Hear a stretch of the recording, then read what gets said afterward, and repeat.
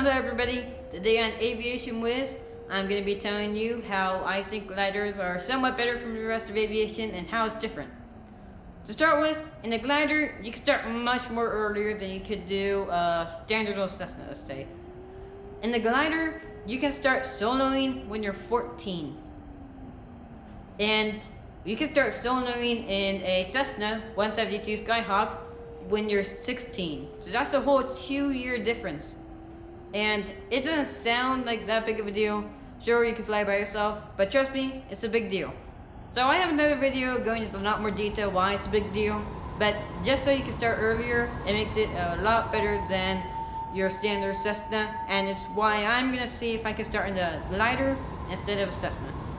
So, moving on, it's also much more cheaper from the rest of aviation, which is another reason why you could just start with the glider and then move on to powered aircrafts. So, the actual price of a glider, I don't think it matters that much because most of the time you should probably be renting it, but if you want to buy it, sure, that's cool. Anyways, so the cost of a glider is $5,000. $5,000 is not that much considering an airworthy Cessna Skyhawk 172 costs $100,000. So that's pretty expensive compared to that $5,000. So in price, you're going to see that it's going to be much more cheaper than the rest of aviation. But it's just something to keep in mind as we go through the list. So next is how it makes you a better pilot in 2 ways. Coordination and panic. So start with in coordination. That basically means that you use a little bit of rudder and ailerons. Ailerons have like little flaps on the wings that control how the wings go. They'll kind of control if they turn or not. So they kind of control, if the plane tilts or not. So anyways, and then the rudder is a fin in the back that just controls which direction it's going. So the point is that in the glider, you learn power management and it teaches you to turn better to get the most amount of speed and lose the less amount of speed. So with that, you become a better pilot and you will turn better, and just in general, you'll follow the rules better. And then as for panicking, if your engine goes out, you'll probably start to panic, and that might lead you to making some mistakes, and it might even lead to death. Hopefully not, and the engine's probably not going to go out that often, and probably will never, but it still is a scary thought. And if you used to do glider training, you won't panic. Like, sure, you will panic, but the panicking will be much less down, and you will just continue on, treat it like a glider, and glide to safety, instead of panicking and making a whole bunch of rookie mistakes because, you're scared. So, that's one thing, it makes you a better pilot. Although, one thing I like the most about a glider is how much quieter it is. The rest of aviation, for example the Cessna 172 Skyhawk, you have to wear ear muffs so that you don't get major ear damage. And even then, you can still hear the engine being so loud. And in a glider, without no engine, it's pretty quiet. So, not the most quietest thing, but comparing it to the Cessna, it's very quiet. So yeah, it's much more quieter, you can do it very young, it's very cheap, makes you a better pilot. So I'm going to move on to some differences, and some of the differences will be benefits, but we'll just move on. So to start with, our first difference is that the glider can't get off the ground by itself. Like I mentioned, a glider has no engine, so it can't lift itself into the air using thrust or drag. So, in order to get the lift, you're going to need to get a tow plane to lift you up into the air. A tow plane is a simple concept. You get a plane, you get a glider, you put a rope between them, and then you have the plane pull the glider up into the air. Very simple concept, and I know a lot of people actually don't feel that comfortable with it, but trust me, it's very safe. Assuming that you don't know what to do if the rope breaks, someone else should be there with you, and they should be able to glide you down to safety if the tow rope does break. And if you're high enough in the air and the tow rope breaks, you should just be able to land pretty normally, not that much of an issue. So, moving on from how you need a tow plane, we're going to get to another price cheapener of fuel. And by that, I mean no fuel. You don't actually need any fuel for a glider because there's no engine for the fuel to go into. So you don't have to spend any money on fuel, and it's much cheaper. Of course, you do need to spend fuel on the plane towing you up, which is kind of a bummer, but still, it is still much more better than actually having to pay for the fuel inside of your glider. So in the end, it makes it a lot cheaper because fuel is actually taxed a lot. Because fuel is actually taxed a lot due to the FAA wanting to pay the ATC. The FAA is the Federal Aviation Administration. They are basically the people who control the aviation industry and make sure it doesn't go to total chaos. And the ATC is air traffic controllers, which make sure that planes don't collide into each other mid-flight. Very good. So yeah, the thing is very heavily taxed so that you can pay the ATC for all their hard work. But of course, you're not buying any fuel, so you don't have to pay that tax. So, and the tax is like makes the fuel 2 to 3 times more expensive. So in the end, that tax ends up making it a lot more. And since you don't need that fuel, you save a lot of money. So moving on, in a plane, you can just gently pull on the yoke and go up whenever your plane faces up. In a glider, like I said many times before, you have no engine, so you can't do that. So in order to elevate yourself, you need to find something called an updraft. At its core, an updraft is rising air.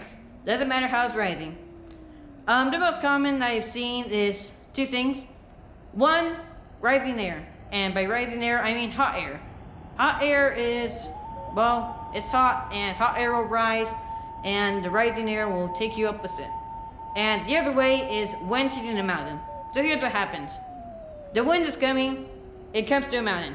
So the wind doesn't go through the mountain, so it has to go around it. So it goes up. And the up air means rising air. So once again, you have an updraft and the rising air is taking you with it. That's the most common I've seen. I'm sure there's others, like, I don't know, getting abducted by a UFO. But that's the 2 ways I know of updraft appearing. So, I mean, again, there could be other methods. I think that maybe if you're in a seashore, you might be able to get an updraft there. I honestly don't know it all, so I'll just move on. So, anyways, moving on. A little fun fact about a glider is that they actually use water to weigh the plane down. It's a very interesting thing because, well, you want a glider to be light as possible, right? Because that has to glide. Well, the thing is that they use the water to actually make it run a little bit better. The extra weight makes it go a little bit faster, and therefore will make it run a little bit better. So in the end, the extra water does actually provide the extra weight that is actually kind of necessary for it to run a little bit more efficient. Weird concept to think at first, but it is done, and it works, so not going to question the professionals. And another thing about a glider is how free you can be in it. And by that, I mean all the crazy dangerous tricks you can do. And of course, it's not that dangerous, but the thing is that you can pull off a lot of awesome stuff in it because it has some acrobatic capabilities. So here's 2 ways to think of acrobatic. It can either be, it can do crazy maneuver, like diving straight towards the ground, doing a bunch of loop-de-loops, or it can mean 2 times more expensive. Because, since it can do all the crazy tricks you can, it, has to be more. I mean, come on, you're not gonna get that for free. Well, in the glider, you do get that for free. You can do a lot of the, crazy tricks you could do in the acrobatic plane, but you're not paying any kind of extra, 2 times the price. So it's basically that you're getting that extra little bit better performance for free. And by a little bit, I mean quite a bit better performance. So you're basically getting all the crazy tricks you can do in the acrobatic plane for free. So that's pretty nice. So moving on, you can actually take the wings off of a glider. It's a very interesting concept. But the reason why this is important at all is because when you have the wings and they're off the glider, you can actually put them in a sort of specialized trailer and you can move them around with ease because, the wings are off, you should be able to tow around. Of course, the wings are very long, but the point is that it should be a lot easier to move around than your normal Cessna 172. So, the last thing I'm going to mention is another price saver is inspections and how they're much more cheaper again. So by inspections I mean you have a yearly inspection normally, and this inspection costs us a fee. So assuming there's nothing wrong and they don't notice any cracks in the wing or anything like that, you get charged $500 for all the effort they put into making sure that your plane is not gonna disassemble in the middle of the air. Of course, at $500 it sounds like a lot, but let's say we have the same scenario with the Cessna 172 Skyhawk. So, same thing, they notice nothing wrong with it, your plane is running just fine, engine's fine, it's gonna cost you $5,000. Of course, if the engine is broken or something, it's gonna cost you a lot of money. Or if like on a glider, the wings is broken or something, it's gonna cost you. But the point is that if nothing is broken, the fee is a lot more in a Cessna than it would be in a glider. So therefore, you're saving more money. Although, one thing about gliders is that you will have to say goodbye to them. And despite, all the benefits them, how so cheap and how you can do it so young, but in the end, you still have to move on. And moving on shouldn't be that hard because I've heard that the transition from a glider to a powered plane is actually really easy. So you'll get used to your new lifestyle in a snap. So the thing about a glider is it's very good to train in when you start off with, and I would recommend starting off in a glider instead of a Cessna or something like that. So I hope you enjoyed the video. I hope you've seen how glider can be better to start off with, and maybe you consider doing it.